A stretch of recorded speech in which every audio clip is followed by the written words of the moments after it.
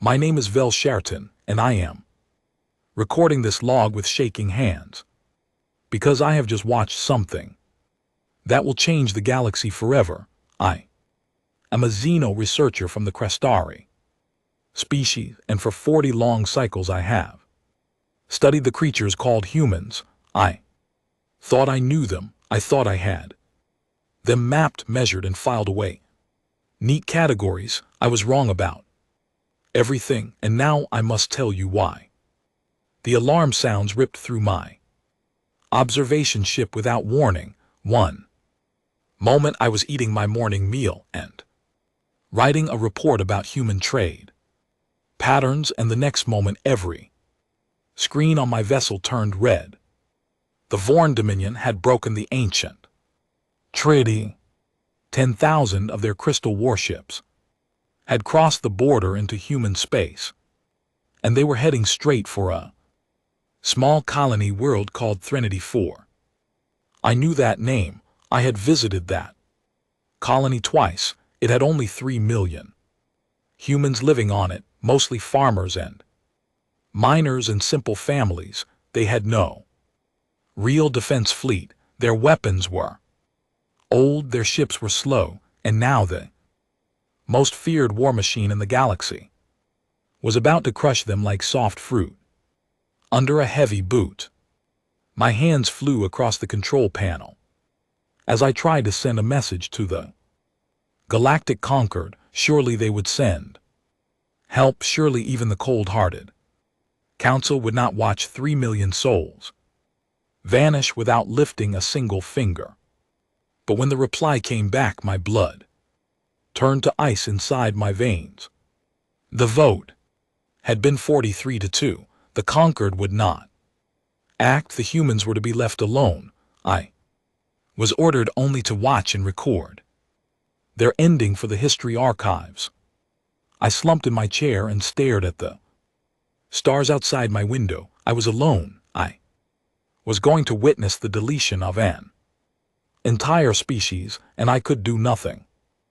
I remembered my supervisor sending me one final message before the silence fell. He had written only a few words, and they made no sense to me at the time. He had said, "May the deep currents preserve you, for you are about to learn why our oldest texts whisper their name." I did not understand, but I would soon. The Vorn fleet arrived at Threnody 4 at the start of the 4th hour. Their crystal ships blocked out the light of the nearby star. I zoomed my sensors in and began my cold academic work. I logged the ship counts. I noted the weapon signatures. I prepared my instruments to record the final broadcasts of a dying world, the way people always do for lost civilizations. It is tradition. It is respectful. It is meant to honor the fallen. The humans did not seem to care about my respectful tradition. The first thing that confused me was the radio chatter. It was not panic. It was not crying. It was not the last words of mothers to their children. It was orders, sharp, fast, cold orders. Woman named Captain Holly Barnes was telling her people to pull back to the mountain shelters. A man named Officer Peter Clark was telling farmers to pour fuel into tanker trucks and drive them into specific valleys. Another voice, a young pilot named Grace Whitman, was asking permission to load her small fighter with every bomb it could carry. These were not the sounds of a dying world. These were the sounds of people getting ready to work. The Vorn sent down their first wave of soldiers. 12,000 crystal troopers dropped from the sky in glowing pods.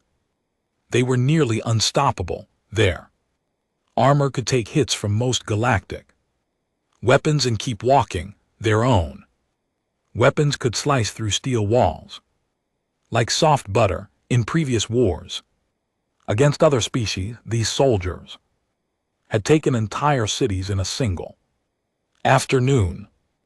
On Threnody 4, they did not even last 3 days. I watched through my sensors in a kind of frozen wonder. The humans did not fight like any species I had ever studied. When the Vorn troops landed near a small town called Brookfield, I expected the humans to flee or beg for mercy. Instead, the townspeople had already moved. The streets were empty. The buildings were empty, but as the Vorn marched through the town center, the ground beneath them simply opened up. The humans had dug tunnels under their own roads and filled them with mining explosives. An entire Vorn company was swallowed by the earth in a single blink. I wrote in my log, the humans destroyed their own town to trap the enemy. What kind of mind does that? The tactics grew stranger by the hour. At a place called Ridge Valley, the Vorn sent a massive walking machine, taller than 10 men, armed with cannons that could knock down mountains. A single human child, a small boy of maybe 11 cycles, ran out from a hiding spot with something in his hands. I zoomed in to see what weapon he carried. It was not a weapon, it was a metal box connected to a car battery. He threw it at the walker, pressed a button on a little remote, and the machine simply stopped moving. Its crystal systems froze. Its lights went dark. The boy had built a pulse device from kitchen parts and old electronics he found in a garage. I replayed that video 20 times. I could not understand it. My species has tried for 9,000 cycles to disable Vorn technology. We have never succeeded. Human child did it with spare parts in a week. By the end of the 3rd day, something even more troubling began to happen. Humans were no longer just defending themselves. They were learning. They were studying every crashed Vorn ship, every broken weapon, every captured soldier, and they were turning those things into new tools. I watched a group of human engineers take a damaged Vorn rifle, strip it down to its core, and within 2 days they had built a working copy, except the human version fired twice as fast and weighed half as much. This was impossible. This was against every rule of how civilizations develop. A species is supposed to need centuries to understand alien technology. The Snorts humans were doing it in days, in hours sometimes. I sent another message to the Conquered. I told them what I was seeing. I told them the humans were not dying according to our predictions. The response was short and cold. Continue to observe. Do not interfere. Do not make contact with the subject species. But I was no longer watching a subject species. I was watching something I did not have a name for yet. On the 5th day, I saw the moment that broke something inside my mind forever.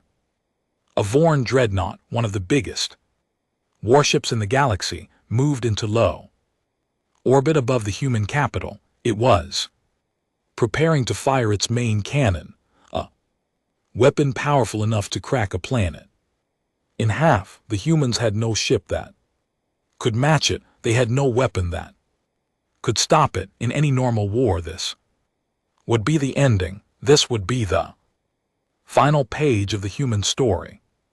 Then a small human cargo ship, a simple freighter used for hauling grain and metal ore, lifted off from the surface.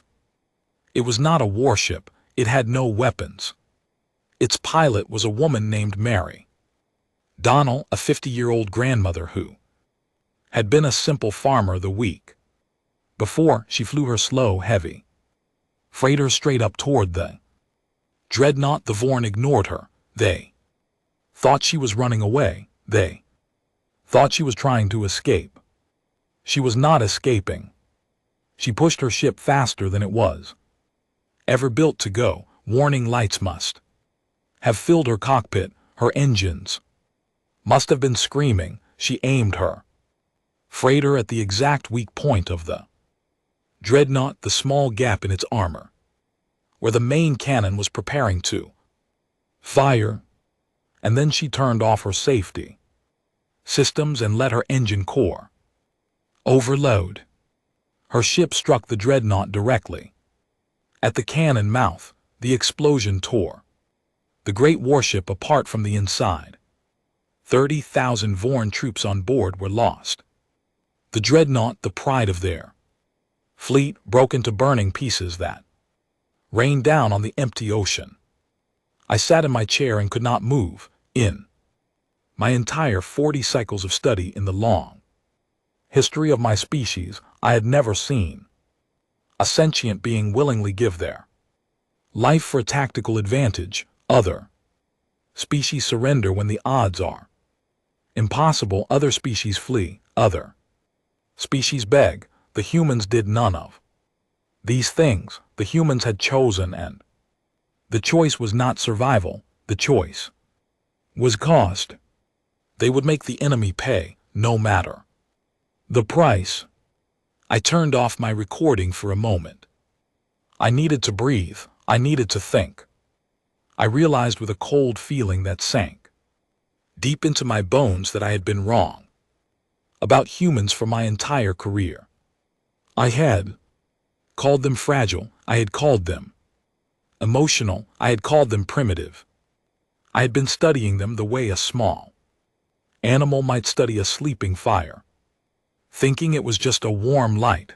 But fire is not a light. Fire is what happens when something burns, and I had just watched the first small spark of a flame the galaxy had tried very hard to forget.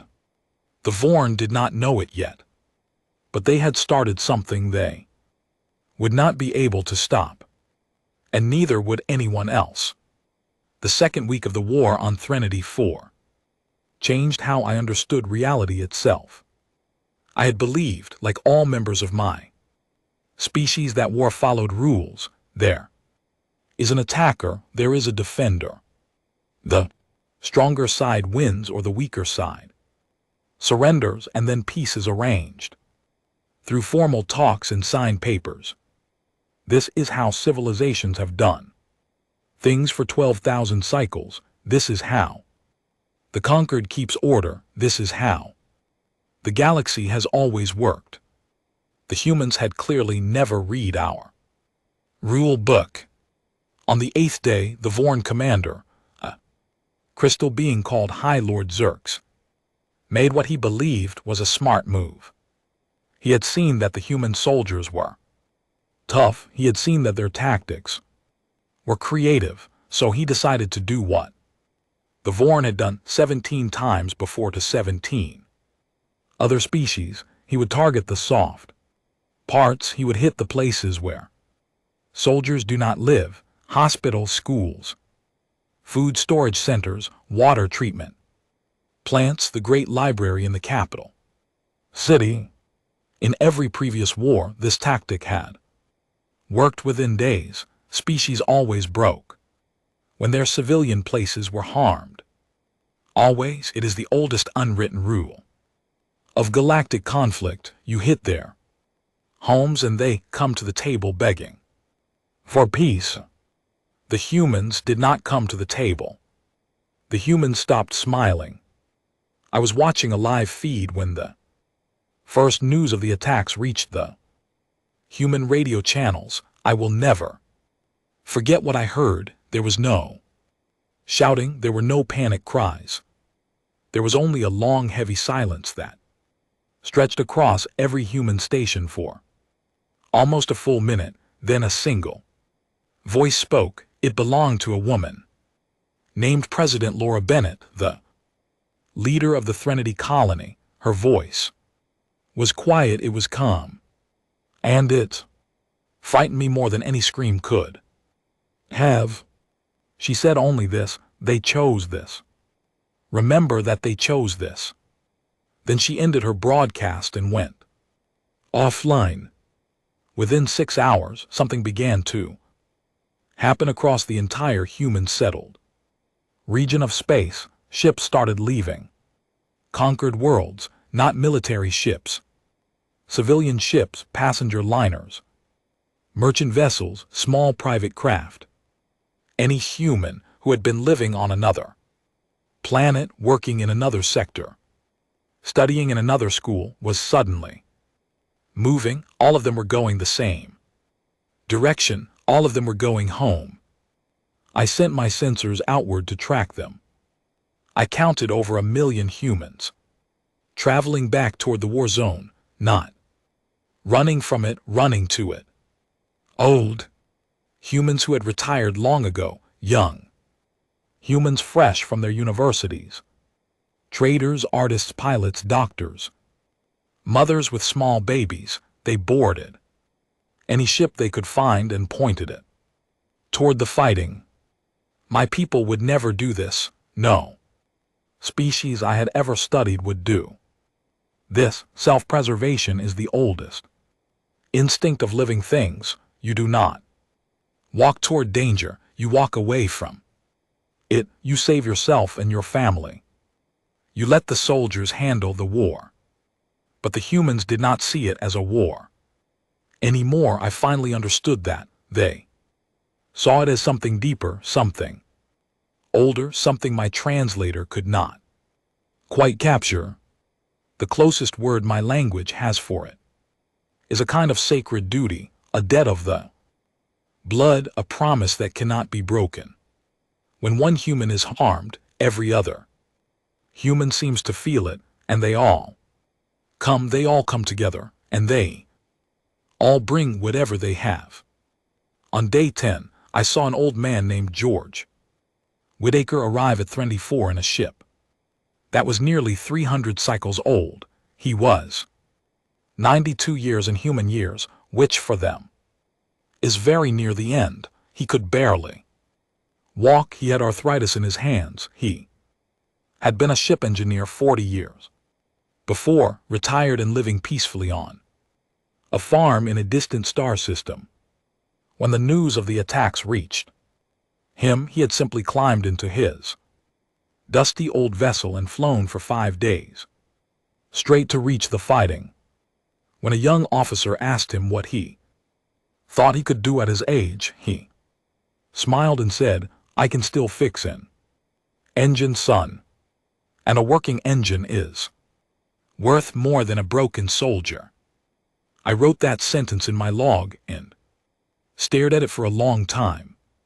The human war effort transformed with terrifying speed. Factories that had made toys 2 weeks earlier were now making ammunition. Restaurants that had served meals to tourists were now feeding 3,000 soldiers a day. Schools had been converted to hospitals. Churches had been converted to radio posts. Every building and every human town had been given a job in the effort. And no one was paid. No one asked to be paid. It was simply understood that the work needed to be done, and so the work was done. Then came the inventions. I could not keep up with the inventions. In a single week, human engineers produced 3 new weapons that had never existed before in any species. One was a kind of sticky gel that, when sprayed on a Vorn soldier, hardened into a substance tougher than steel and trapped the crystal being inside a prison they could not break out of. Another was a flying drone the size of a small bird that could locate and disable Vorn energy systems from a distance of 2 miles. The third was a device that could copy Vorn radio signals and send false orders to their troops, causing entire units to march in wrong directions and attack empty hills. These inventions violated 6 different conquered technology treaties. The humans had not signed any of those treaties. They did not care. They were not interested in rules written by councils who had refused to help them. I sent another report to my supervisors. This time, I did not hold back.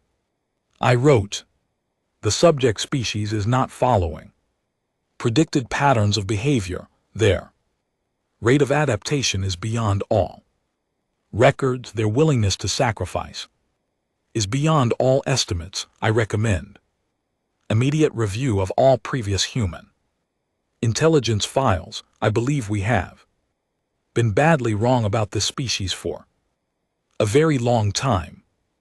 This time the conquered did respond, but the reply came not from my supervisor and not from the general council. It came from the Hall of Archives itself, from the office of the chief record keeper, an ancient being whose name had not been spoken in public for 200 cycles. The message was 3 lines long. It said, "Continue your observations.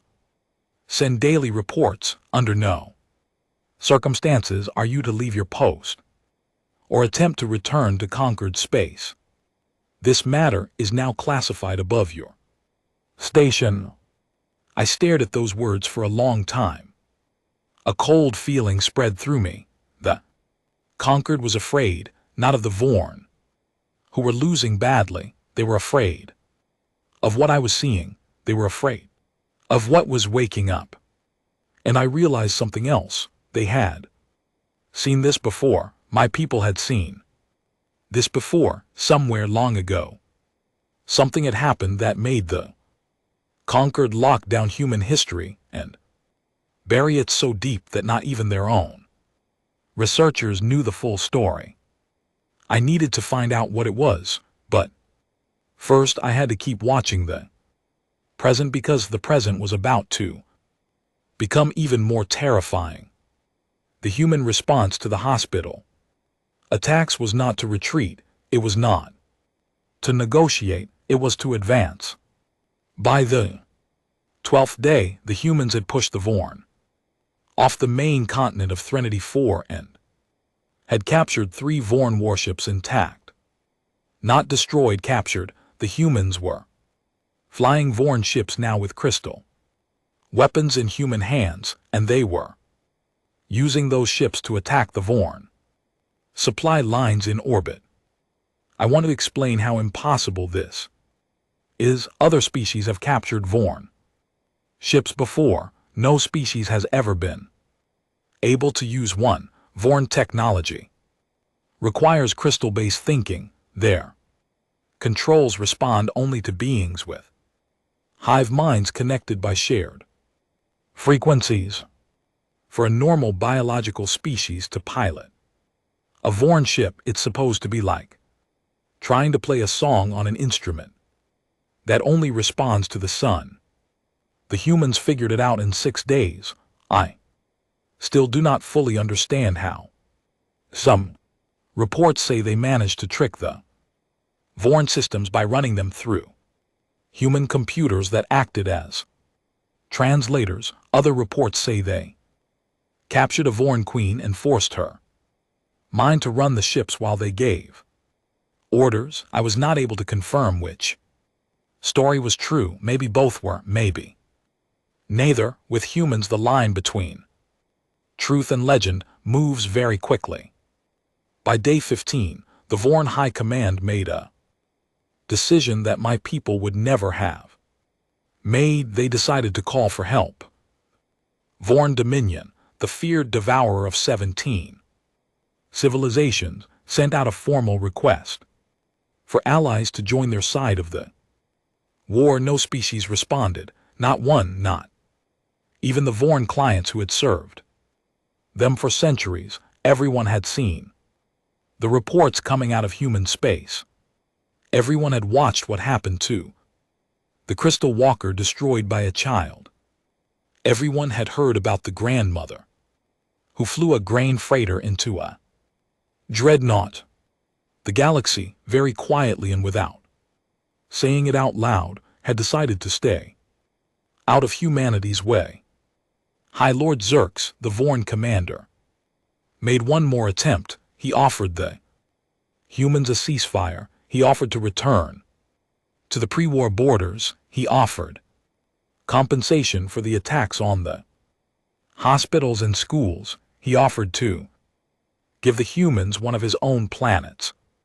As reparation, it was a generous offer. By any galactic standard, most species would have accepted. The human response came from President Laura Bennett again. Her voice was still, calm, still quiet, but now there was something in it that made my skin feel cold, even though I was parsecs away on a ship with climate controls. She said, "We are not fighting for borders. We are not fighting for payment. We are not fighting for apologies. You came into our homes. You harmed our children. You attacked our sick in their beds. You have made this something much bigger than a war. You have made this a lesson, and the lesson is not finished yet. We will tell you when it is finished. Until then, do not speak to us again." She ended the broadcast, and that was when I understood, with a clarity that felt like ice water pouring into my mind, that the Vorn Dominion was not going to survive this. They were not going to lose a war and retreat to their homeworld. They were not going to sign peace treaty and shrink into a smaller empire. Something else was going to happen to them, something the galaxy had not seen in a very long time. The humans were not fighting to win. Winning was already decided. The humans were fighting to make a point so clear, so loud, so complete that no species in the next 10,000 cycles would ever even think about doing what the Vorn had done. I sat in my ship and recorded everything, and I began to wonder with a fear I could not shake what my people had hidden from me. What had the conquered seen before? What had the humans done long ago that made the oldest records whisper their name? I was about to find out, and the knowing was going to change me forever. The message arrived on day 23 of the war, and it came through a channel I had not seen active in my entire career. It was a secure line directly from the chief record keeper of the conquered, the oldest living member of our government, a being who had served in the archives for over 700 cycles. The message contained a single file marked with the highest level of secrecy our species uses. It was called simply the Kepler 9 incident. I opened the file with trembling hands. What I read changed everything I thought I knew about the galaxy, about history, and about the species I had been studying for 40 long cycles. 200 years ago, before I was born, before my parents were born, a human colony ship carrying 30,000 souls had been traveling through a quiet region of space known as the Kepler sector. It was a family ship full of farmers and teachers and small children and elderly grandparents heading to a new world for a peaceful life. They had no weapons. They had no soldiers. They were not threatening anyone. They were simply moving from one place to another the way peaceful people have always done. They were intercepted by a species called the Orlath. The Orlath were a mid-sized civilization. At the time, they had 12 colony worlds, a fleet of 80,000 warships, and a history stretching back 4,000 cycles.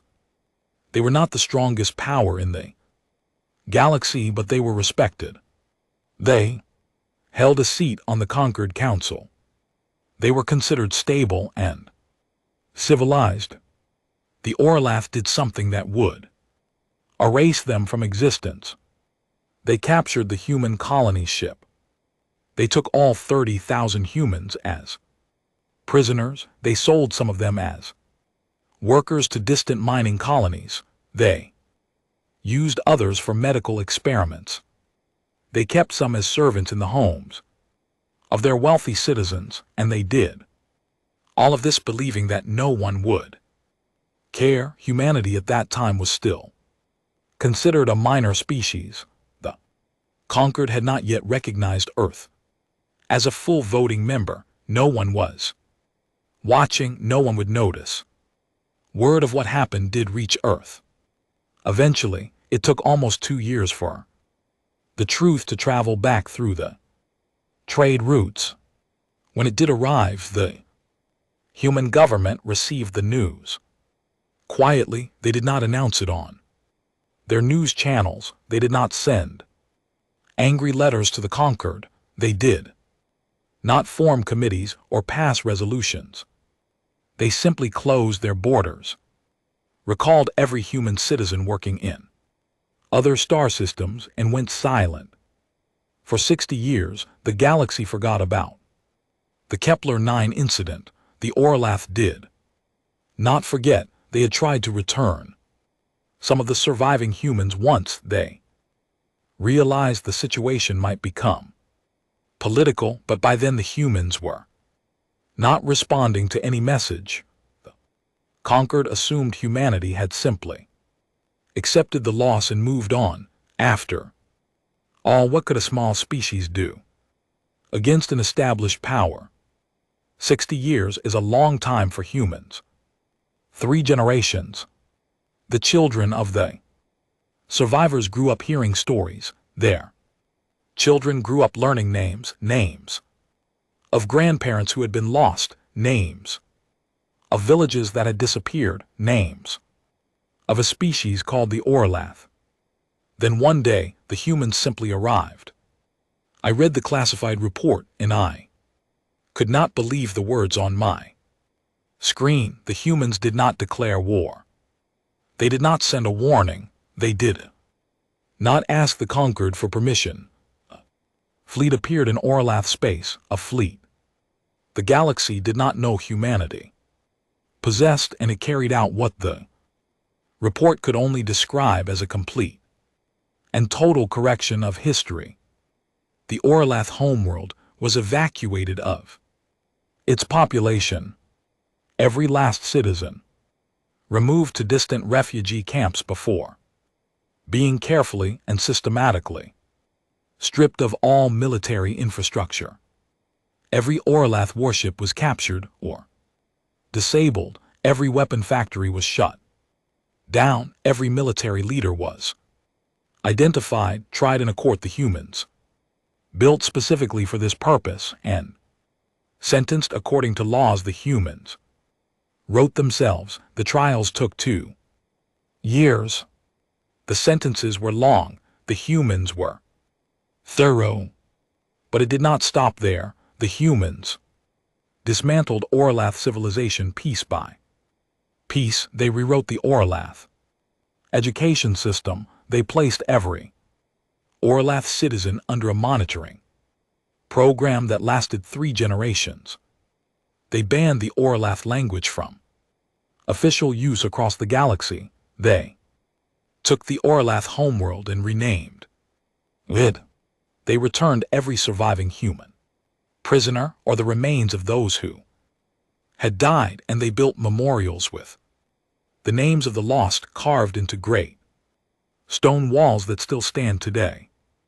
When the Orlath were finally allowed to rebuild, they were no longer a civilization. They were a small population of 60,000 beings living on a managed reservation world, speaking a new language that had been given to them, with their old culture studied only in human museums. The conquered had tried to stop the humans halfway through the process. The humans had not responded to a single message. They simply finished what they had come to finish, and then they went home. The final line of the classified report was a quote from the chief seer of the conquered at the time, a wise old being who had seen many terrible things in his long life. He wrote, "They do not have word for enough. We must never teach Them one we must never give them. Another reason to remember. I closed the file and sat in silence for a very long time. I understood now. I understood why my supervisor had sent me that strain warning. I understood why the Conquered had refused to help the humans against the Vorn. They had not been abandoning the humans to be destroyed. They had been trying to keep the humans asleep.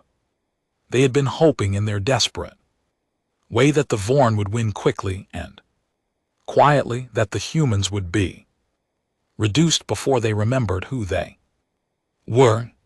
The plan had failed. The humans were fully awake now, and the Vorn had just learned what the Orlath had learned 200 years before. I turned my sensors back to the war zone. The situation had changed again.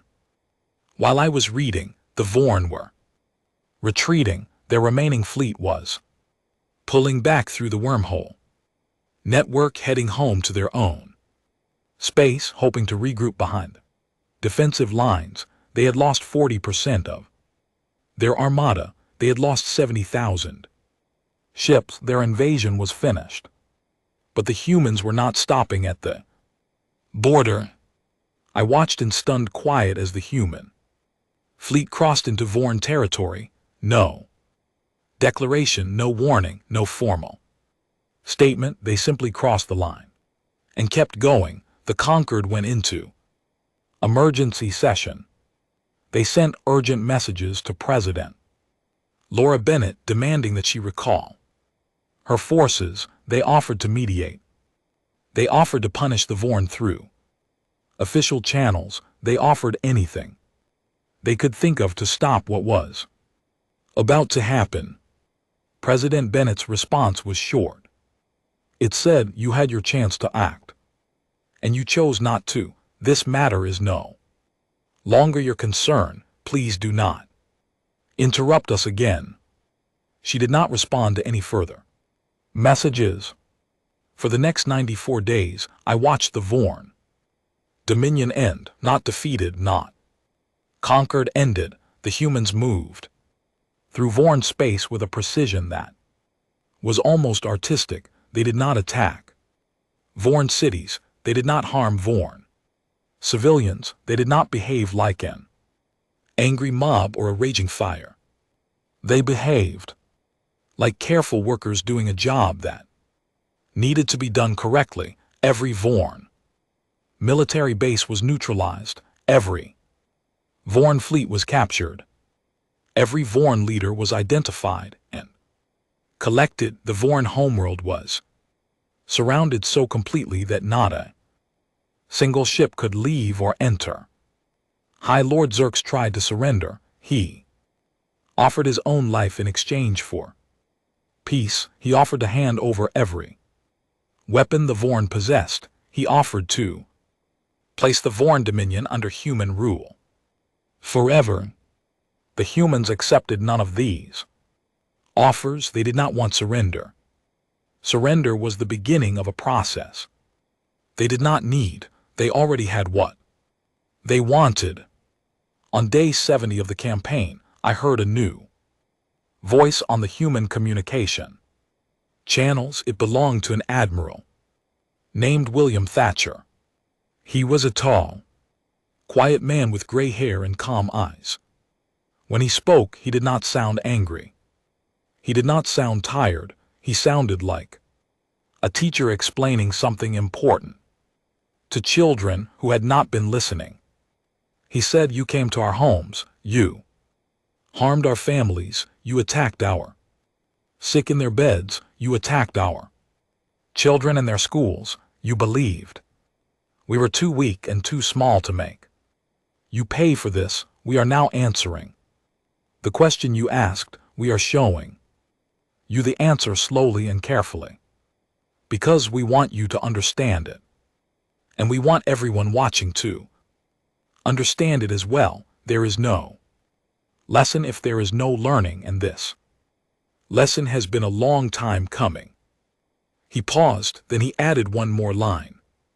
He said, "We do not enjoy this work, but The work must be done, and we are they. Only who will do it. The broadcast ended. I had been studying humans for 40 cycles. I had read their history. I had eaten their food. I had spoken their languages. I had written papers about their strange customs and their emotional lives. I thought I knew them. I had known nothing. The humans finished their work on the Vorn in the 94th day. The Vorn Dominion, which had existed for 11,000 cycles, which had crushed 17 civilizations before, which had been the terror of the eastern arm of the galaxy, was now a small, quiet population living on a managed world under a new name, speaking a new language, teaching their children a new history. It had taken the humans less than 100 days to do what the conquered could not have imagined doing in 1,000 years. And that was when I understood, finally and completely, why the oldest texts of my species used a single word to describe humans in their deepest archives. The word was Maroon. In my old language, it meant the ones who cannot be satisfied. In simpler terms, it meant death. Not because they kill easily, they do not kill easily, they are careful, they are slow, they are precise. They are called death because when they come, they do not stop until the thing that hurt them is gone forever, not defeated, not punished, gone. And now, finally, I had to report all of this back to the conquered. I had to go before the council, the same council that had voted to let 3 million humans die on Trinity 4, and I had to tell them what I had seen. I had to tell them what I now understood. I prepared my ship for the long journey home, and as I set my course back toward conquered space, I wondered what the council would do when they learned the truth. I wondered if they would listen. I wondered if they would understand. I wondered most of all what the galaxy would look like in 100 cycles, now that humanity was awake, and now that everyone who had watched the Vorn fall knew exactly what humans were capable of. I was about to help decide the future of every civilization in the known stars, and I was terrified of getting it wrong. The journey back to the conquered capital took me 11 days, and in that entire time, I did not sleep more than 3 hours at a stretch. My mind would not rest. Every time I closed my eyes, I saw the footage from Trinity 4. I saw the grandmother in her grain freighter. I saw the child with his homemade pulse device. I saw Admiral William Thatcher's calm gray eyes as he explained to the Vorn why the work had to be done. I saw all of it again and again, and I tried to prepare the words I would speak to the council. There were no words good enough. I knew that already, but I had to try.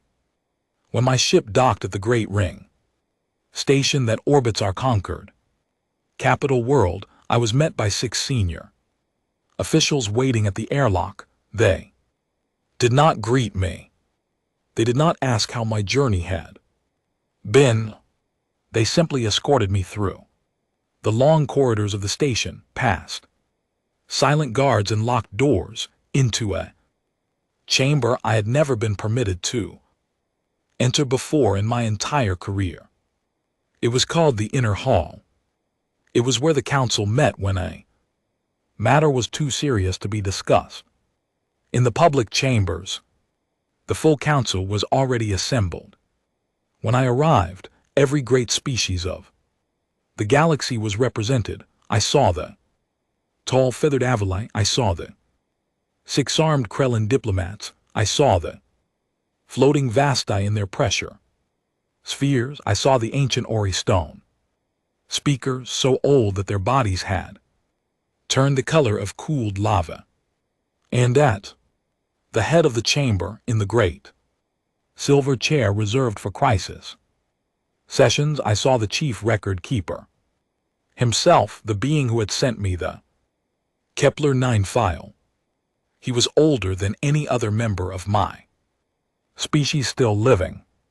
His eyes had seen more history than all other eyes in the room combined. I was brought to the speaker's platform. The chamber fell silent. The chief record keeper spoke first. His voice was soft but carried through the entire hall. He said, Velsharatin, you are the only member of our species who has observed the entire human war. From beginning to end, you have seen what the rest of us have only read about. In classified archives, please tell this. Counsel what you know, speak truly. Speak fully, we will not interrupt you. I took a long breath. I began to speak. I told them everything. I told them about the first days of the war and how the humans did not behave like any species I had studied. I told them about the inventions that should not have been possible. I told them about the grandmother who had flown her freighter into the Vorn dreadnought. I told them about the child with the pulse device. I told them about the million humans who had come home from other worlds to stand with their people. I told them about the hospitals and about the silence that followed the attacks on the hospitals and about President Laura Bennett's quiet voice saying they chose this. Remember that. They chose this. I told them about the 94-day campaign that ended the Vorn Dominion. I told them about Admiral Thatcher's speech.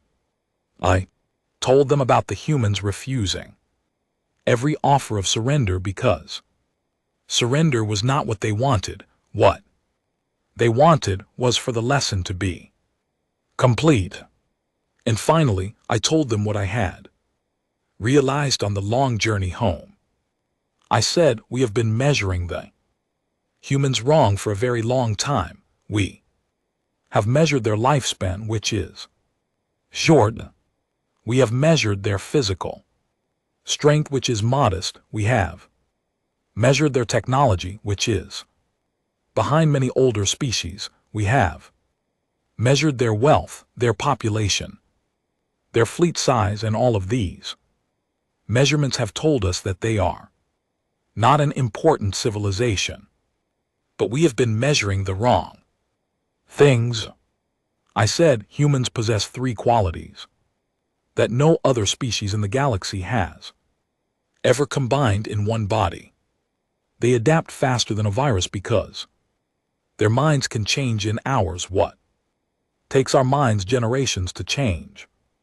They bond to each other with a loyalty that does not weaken, so that when one human is harmed, every human feels it as their own harm. And they remember everything forever. And they teach it to their children, and their children teach it to theirs, so that a wrong done to humans today will still be remembered clearly 300 years from now. These 3 qualities together, I said, create something the galaxy has no name for yet. A species that cannot be broken by short-term pressure, a species that cannot be bribed or exhausted or tricked into moving on, a species that simply waits and remembers and grows stronger while it waits and then arrives when it is ready, not when anyone else expects it. I said the Vorn did not lose a war. The Vorn were reviewed. The Vorn were audited. The humans did not see them as an enemy army. The humans saw them as a problem to be solved carefully and permanently. The council was silent when I finished speaking. I stood on the platform and waited. I could hear my own breathing. I could hear the soft hum of the chambers. Life support systems. I could hear very faintly the sound of something shifting behind me, and when I turned, I saw that the chief record keeper had risen from his chair. He walked slowly to the platform. He stopped beside me. He looked out at the assembled council for a long moment. Then he began to speak. He said, 200 cycles ago, I stood in the same chamber, and I voted with the majority to seal the Kepler-9 records. I voted to hide the truth of the humans from our own researchers, from our own children, from our own historians. I believed at the time that if we did not speak of them, they might forget themselves. I believed that if we left them alone and did not disturb them, they would sleep and the galaxy would never have to face what they are. He paused. He said, I was wrong. I have been wrong. For 200 cycles, you cannot hide a fire. By closing your eyes, you can only pretend it is not burning. The fire burns anyway, and the humans have always been burning. We simply chose not to see it. He turned to me. His ancient eyes looked into mine. He said, Vel-Sharaton, you have done what no one else has had the courage to do. You have looked at them without fear, and you have told us what you saw. The council thanks you for your service. Then he turned back to the council. He said, we must make 3 decisions today, and we must make them correctly, or we will not survive the consequences. The first decision, he said, is about the Sol exclusion zone. 200 years ago, we placed a quarantine around human space. We told the humans it was for their own protection. It was not. It was for ours. We believed that keeping them contained would keep them small. This policy has failed. The humans have grown anyway. They have grown stronger, and they have grown angrier, and every cycle that we pretend we are in charge of them is a cycle that confirms to them that we cannot be trusted. We must end the exclusion zone today. We must apologize to the humans publicly. We must admit that we were afraid and that our fear made us foolish. There were some quiet murmurs in the chamber, but no one objected openly. He continued, the second decision is about the council itself. Humanity must be given a permanent seat with full voting rights at the highest level of this government. We must treat them as equals because they are equals, more than equals in some ways. We will not survive by pretending otherwise. Again, there were murmurs, but no objections. Then he said, the third decision is the hardest. The humans were abandoned by us. When the Vorn invaded, we voted 43-2 to let them face that invasion alone. They will remember this. They will teach it to their children, and one day they will look up at us and ask, when we needed you, where were you? He paused for a long time. Then he said, we must give them an answer now before they have to ask. We must act before they remember being abandoned. We must become the kind of allies they will one day need us to be. Because snorts, if we do not, if we leave this debt unpaid and unacknowledged, we will discover that the universe always collects on debts owed to humans, always. The Orlith learned this. The Vorn have just learned this. We will not learn it. We will pay the debt now willingly while we still can. The council voted that evening. And GT clears throat. And GT, the vote was unanimous. Even the 2 species who had opposed the humans most strongly in past decades voted with the chief record keeper. I watched it happen, and I understood that I was seeing history change in real time. The Sol exclusion zone was ended. Formal apology was drafted. Humanity was granted its council seat, and a new policy was created called the Standing shield which required every conquered species to come to the aid of any human world under threat immediately, without a vote, without debate, without delay. The law was written in simple words. It said, we will not abandon them again.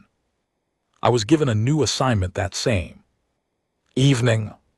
I was made the first permanent ambassador from our species to the human homeworld. I was told it was an honor. It was the highest post that had ever been created for a xeno researcher of my rank. I accepted. I thanked the council. I bowed my head in the traditional way. But in my heart I was afraid. I was still afraid. I traveled to Earth 3 weeks later. It was my first time seeing the human homeworld. I had expected a grim place, a world hardened by war and memory. What I found was different. Earth was blue and green and full of life. Its cities were noisy and bright. Its children played in parks. Its elderly sat on benches in the sun. Its markets were loud with bargaining. Its music was loud and strange and somehow beautiful to my ears. I met President Laura Bennett on my first day. She was a small woman with kind eyes, shorter than I had expected. She greeted me with a warm smile and offered me tea. She apologized for the weather, which was raining. She asked about my journey. She asked about my family. She was not cold. She was not threatening. She was a grandmother who liked her garden and her grandchildren and the quiet evenings on her porch. I had watched this woman end the Vorn Dominion with 3 sentences spoken into a microphone. During our long conversation, I finally asked her the question that had been in my mind for months. I asked her, why did you do it? Why did you not accept the ceasefire? Why did you not take the planet they offered? Why did you pursue them all the way to their homeworld and dismantle everything they were? She looked at me for a long moment. She sipped her tea. Then she said something I will carry in my heart until the end of my cycles. She said, because we do not live long lives, my friend. We only get 70 or 80 years, most of us. In that short time, we learn to love a few people very deeply, our parents, our children, our neighbors, our friends. When those people are harmed, we cannot wait. We do not have time to wait. We have to answer quickly, and we have to answer completely, because we might not be here tomorrow to answer it all. Other species live for hundreds of years. They can afford to be patient. They can afford to let a wrong sit for a generation and hope it fades. We cannot. Our short lives make our love sharper. Our short lives make our memory heavier. Our short lives make us what we are. She sipped her tea again. She smiled a sad and tired smile. Then she added, the galaxy calls us death. I know that, we know that, but it is not true. We are not death. We are just people who refuse to let bad things go unanswered, because we will not be here long enough to have that luxury. We are people who pay our debts and collect our debts because we only have one life to do it in. If that makes us frightening to longer-lived species, I'm sorry, but we will not change. We cannot change. It is simply who we are. I sat with her words for a long time. I understood them for the first time in 40 cycles of study. I truly understood the humans. They were not monsters. They were not gods. They were not death. They were just people, small and short-lived and full of love and full of memory, doing the best they could with the little time they had, and their best, it turned out, was more than any of us had imagined. I have served as ambassador to Earth for 7 cycles now, I have seen the galaxy change. I have seen new alliances form. I have seen old fears fade. I have seen human children play with Kresh Tari. Children in the gardens of my embassy. I have seen humans and Vastai share meals and laugh together. I have seen the beginning of something new, something the galaxy has not known in 12,000 cycles, a peace that is not held together by fear but by understanding. And I have seen the Vorn too, the small rebuilt population, the new language, the new history. They are learning to live again, slowly under human teachers who do not hate them but who also do not forget. They are a warning that stands in the middle of the galaxy, a living reminder of what happens when you harm the people that the short-lived ones love. I record this log now as my final report. I am old by the standards of my species. Soon I will retire. Another ambassador will take my place. But I wanted to leave this record for the students of our species and for the students of every species that one day may wonder what the humans are and why they matter. Do not fear them. That was our mistake. Do not try to control them. That was our mistake. Do not try to hide from them or contain them or measure them by our rules. Instead, stand beside them, honor them. Remember that they love quickly and deeply because they do not live long. Remember that they answer wrongs completely because they cannot afford to leave wrongs unanswered. Remember that they are not death, they are life lived at full speed, lived with full heart, lived with the knowledge that every day must count. The galaxy whispered their name in fear. For 12,000 cycles, now we speak their name with respect, and in time I hope we will speak their name with love. Because they deserve it, they earned it. And the universe at last has learned to see them truly. This is Vel Sharatin, ambassador to Earth, signing off my final log. May the deep currents carry all of us forward together into whatever comes next.